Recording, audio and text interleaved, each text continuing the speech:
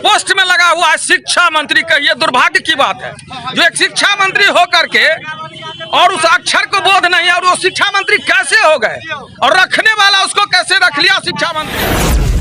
पुरुषोत्तम प्रभु श्री राम पर सवाल करेगा, वो पहले अपने बाप के बारे में जाके पता कर ले, जो किस बाप का औलाद है, एक बाप का औलाद है या फिर उसकी माँ के बारी खिड़की खोल के पीछे से घुसाए कटमुल्लों को उसकी औलाद है। वही मेरे रामचरितमानस पर।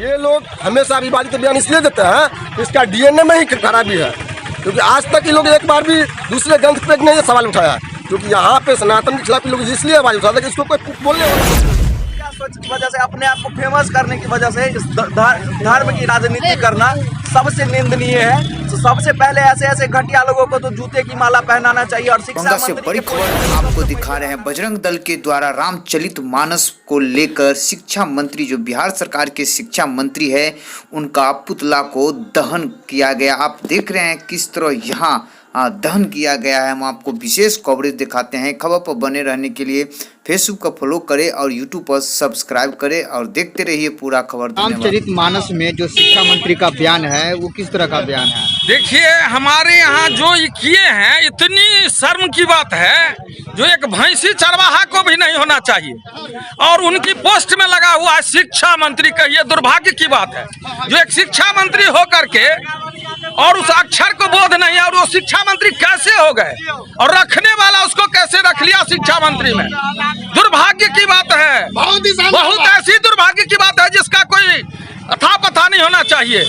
हम कौन सी वर्ड बोल रहे हैं, कौन सी ग्रंथ की बात बोल रहे हैं, हम कौन से देश में रह रहे हैं, कहीं नहीं उसका होना चाहिए। उसको तो श्रम से थूक में डूब के मरना चाहिए। इससे आगे उसका क्या कहना चाहिए? वो आदमी नहीं है। वो जो पॉइंट जो बोला, हाँ, उस पॉइंट का मतलब क्या हुआ? वो पहले जानते हैं जो वो अर्थ क्या होता है। वो रामायण की अगला या पिछला पढ़े, नहीं पढ़े तो कितनी दुर्भाग्य की बात है। स्वयं हिंदी में है, वो हिंदी भी उनको नहीं पढ़ने आता है, जो एक बार पहले पढ़ लेते ये क्या है, ताजन है या तारन है, उनको ये भी अकल नहीं है और मंत्री हो गए छिया। देश के गद्दार को उसके रोड पे लाने का हम लोग काम किया है। अगर वो मेरे रामचरितमानस के खिलाफ बोलेगा तो उसे जिंदा जला दिया जाएगा।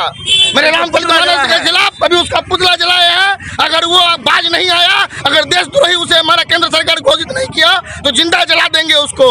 जो मेरे सनातन धर्म के खिलाफ बोलेगा, जो रामचरितमानस पे सवाल करेगा, कभी कुरान पर भी एक बाप का औलाद है तो सवाल करके दिखाए, जिंदा जला देगा मुसलमान भाई। तो हम लोग क्यों बाज आए? मेरे रामचरित पर बोलने का अधिकार उसको किसने दिया? वो अपना धर्म परिवर्तन कर ले, मुसलमान धर्म कर ले या पंथ धर्म में चल जाए, किसी भी पंथ में जाए और इस देश छोड़ के चले जाए, मुझे मंजूर है, लेकिन रामचरितमानस पर सवाल नहीं उठने देंगे। क्या रामचरितमानस में क्या ऐसा बात बोल दिए जो आप लोगों को अच्छा नहीं लगा? एक लाइन है जो शूद्र परशु नारी करके कुछ लाइन है, जिस लाइन पे लेके पूरा विवाद है, उसमें तारन शब्द लेके सबसे ज्यादा विवाद है। तारन का मतलब सिंपल सा है कि आदमी पे देखना, नजर रखना, तारन का मतलब होता है। और ये संस्कृति जो तुलसीदास जी लिखे हैं, आज से 50,000 साल पहले का लिखा हुआ है। हमारे पूर्वज जो चीज को फॉलो करते हुए हैं वो बेवकूफ तो नहीं थे। और राम पे जो सवाल उठाएगा वो किसी काम का नहीं है, सीधा बात है। जो राम का नहीं वो किसी काम का नहीं। ये हिंदू देश है और यहाँ पे हिंदुस्तान इसीलिए नाम पड़ा क्योंकि हिंदू सबसे बहुसंख्यक है यहाँ पे। और जब देश का बंटवारा हुआ था तो जात पात पे नहीं हुआ था, धर्म पे के हिसाब से हुआ था।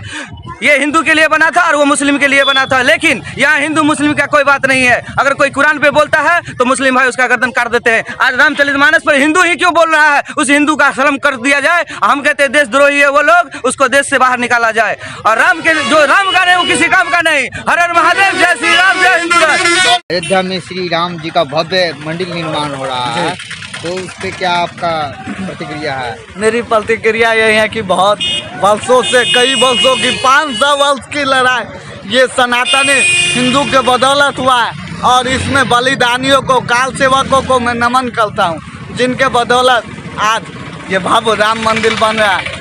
तो मैं यही कहूँगा उन्हीं के बदौलत आज हो रही है।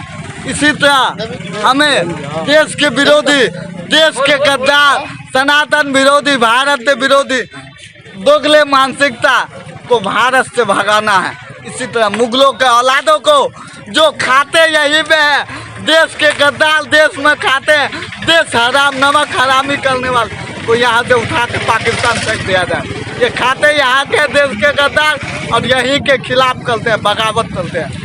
बगावत हिंदुस्तान देश का में नहीं वो किसी देश जो का राम का नहीं वो किसी काम का नहीं। अब इस देश के गद्दारों को यहाँ से निकालना। शिक्षा मंत्री बोला है जो रामचरितमानस का जो पेज है वो गांव-गांव में जाके लोगों को बताएगा कि इसमें जो है गलत तरीका से रामचरितमानस में दर्शाया गया है।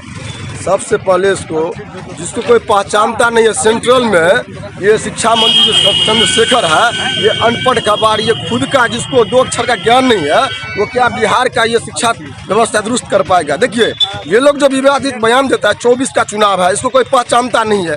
सुन लीजिए, अभी ये इसको तुलसी दुबे याद आ रहा है, क्यों कि उसको कोई पूछता नहीं है और यहाँ का जनता, इस भारत स्वतंत्र देश का जनता उसको निगलेक्ट कर दिया है।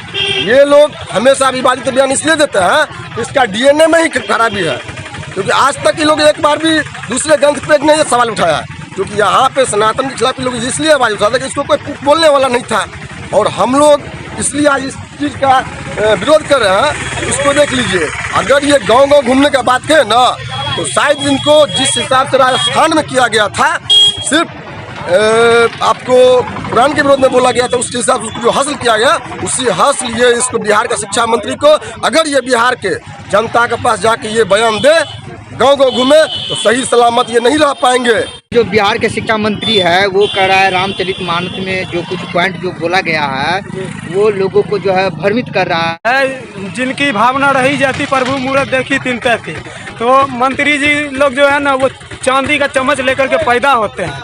मेहनत करना कुछ है नहीं, मीडिया के लाइमलाइट में बने रहने के लिए वो लोग जो है ना सॉफ्ट टारगेट हिंदू धर्म के ऊपर जो भी मन जिसको भी आए वो बक देते हैं, इसीलिए वो मीडिया में रहने के लिए ऐसा बयान देते हैं। और हम मंत्री साहब को कहना चाहेंगे, शिक्षा मंत्री साहब जो है उनको यही कहना चाहेंगे, जो अगर आपको उस चीज़ का जानकारी नहीं है तो आइए कभी किसी चर्चा पर बैठ करके हम आपको समझा देंगे जो यहाँ पे क्या लिखा है उसका मतलब क्या होगा। और किसी भी धर्म पे उंगली उठाने से पहले आप सोचिए विचारिए, क्योंकि आप एक जिम्मेदार व्यक्ति हैं, हमारे प्रदेश के शिक्षा मंत्री, और शिक्षा मंत्री का व्यवहार ऐसा नहीं होना चाहिए। अगर आप ऐसा करते हैं तो कहीं ना कहीं छात्र पे इसका प्रभाव पड़ता है, हमारे समाज पे प्रभाव पड़ता है। क्या नाम हुआ आपका? मेरा नाम विपुल कुमार चौधरी, अंतर्राष्ट्रीय हिंदू परिषद जिला अध्यक्ष दरभंगा। अवधेश चौधरी, सामाजिक कार्यकर्ता।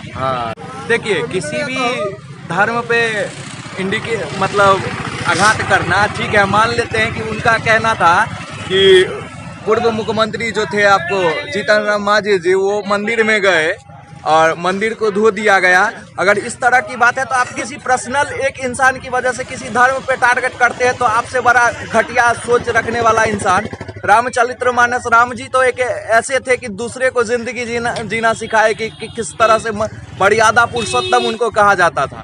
तो मान लीजिए आप किसी पर्सनल इंसान की वजह से किसी अपने आप को फेमस करने की वजह से, तो ये तो शिक्षा मंत्री के नाम पे तो घटिया सोच रखते ही रखते, उनको तो इस पद से इस्तीफा देना ही चाहिए। और सबसे बड़ी बात कि अपने घटिया सोच की वजह से, अपने आप को फेमस करने की वजह से इस धर्म की राजनीति करना सबसे निंदनीय है। तो सबसे पहले ऐसे घटिया लोगों को तो जूते की माला पहनाना चाहिए और शिक्षा मंत्री के पोस्ट से तो सबसे पहले हटाना चाहिए। मेरा नाम आनंद कुमार चौधरी। क्या है आप? मैं बीएड करके अभी टीचर की तैयारी कर रहा हूँ।